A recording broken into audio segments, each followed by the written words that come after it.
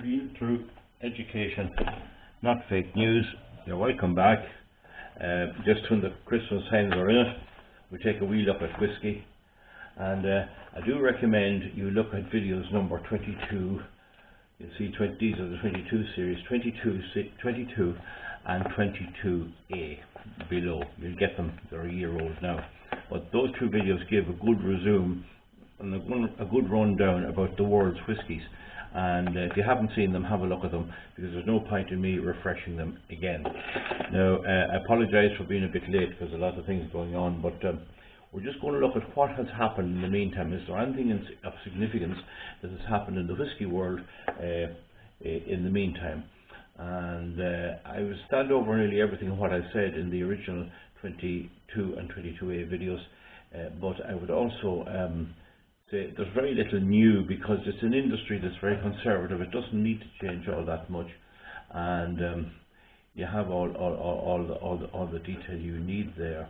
The only thing that has happened is in relation to Irish whiskey, and it's an important development, is that probably the mainstream of Irish whiskies for general use in pubs and everything was Power's Gold Label.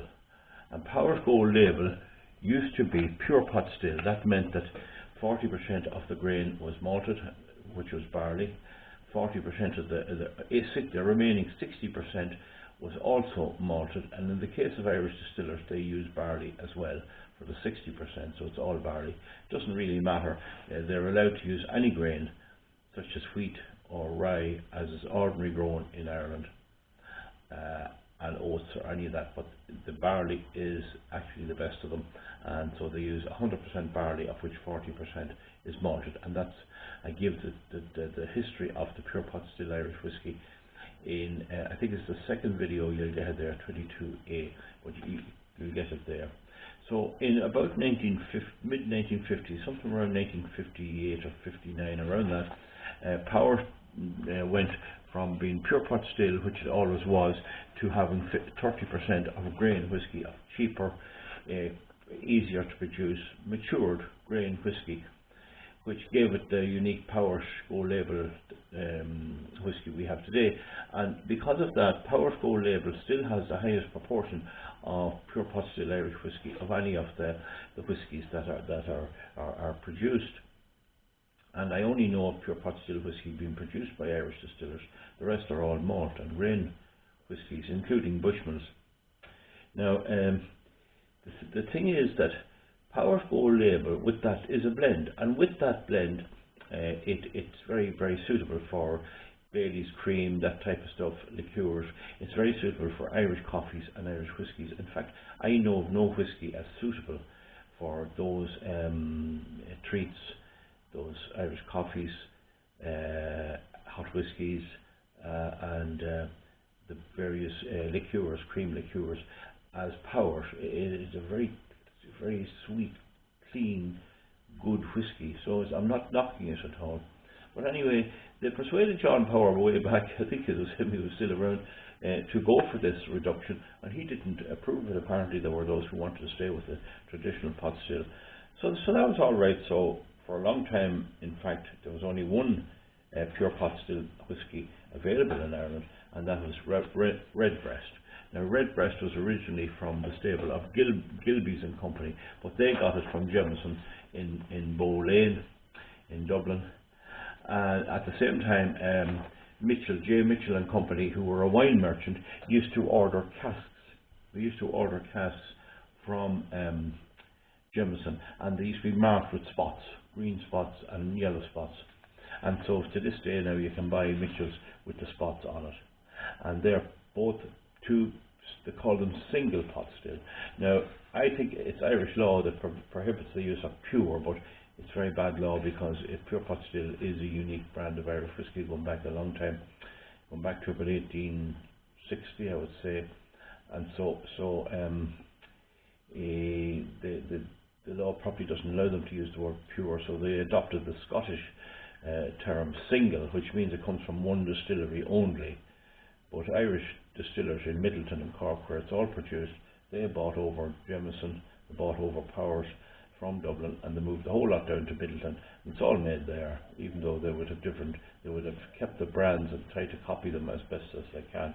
It's not aged in Dublin the way it used to be, and therefore it's not an exact copy of the Dublin whisky. Now, John Power in his time would say long ago the whisky would be put into a small barrel, a smallish barrel, and it would be 64%, it would be cask strength. And because they didn't want to be watering it down and shipping water and moving water all over the place and exporting water, it would be watered down by the publican. He would be given a little measure, and he was supposed to fill the whisky into a second cask and add so much water and mix them up. He could do it any way he wished, and of course some of them put in too much water if they wanted a higher profit, but then they wouldn't sell as much whisky. But Powers used to give a second barrel with the water. He wanted to use the water from the well they had in John's Lane there in Thomas Street in Dublin, near Thomas Street, and he had a distillery which was gravity fed because of the hill down to the River Liffey. All the processes went down by gravity. And he used to supply his own water because he didn't trust the water people were using, and he was very right in doing that. But in any event, that all died out when the bottling began, and bottling began way back a long time ago, before any of our times. And he didn't need to supply the bottle; it sold at 40% alcohol by volume, or as the Americans would use it, it's 80 proof. It's double in proof. But so John Power was selling, in his time, in his traditional time, pure pot still Irish whisky, and then it went to the blend, the Three Swallows Jameson Gold label. But the big news anyway is, with all of the hubbub and all the writing about whisky and getting a lot of attention, you had already now, so just to make it clear, you already had Jameson Redbreast, which is now considered Jameson, and it's pure pot still, very fine whisky, of a particular cask mix. You can read it on the label. And then you have Mitchell's yellow spot, Mitchell's green spot, and yellow spot. And I see on the label of the yellow spot they use 3 different types of casks, and you'll see this on it. I had found in the beginning yellow spot had slightly less sherry in it than Redbreast. It was slightly less sherry. But it's changing a bit, and you have to just go with what's on the label. Anyway, the big news is this is what we have now. This is John Powers, and the big thing to look for is single pot still. You see it here, single pot still. So that's what you're looking for, single pot still. And then you'll see guaranteed. See that there, guaranteed only pot still. See that. Now the funny thing is they have changed the label. They've took out the word John. I don't know why. They've changed the label, but they have put this label on the blended Powers whisky as well. So if you're buying, don't get caught out. If you want to buy this whisky, which is as near to the traditional Powers, and which, may I say, is an excellent whisky. I've sampled it. It's absolutely good whisky. Good whisky. It's too good for mixing with water, and it's too good with making hot whiskies with it, or unless you're very wealthy, there's no need. Just use the ordinary Powers Three Swallows Gold label. Now, in fairness to them, they don't use the term gold label on this, but I know they have a brown label as well, and it seems to be the same. And this label and the brown equivalent is used on Powers Gold label, so it's easy to get confused. This is more expensive.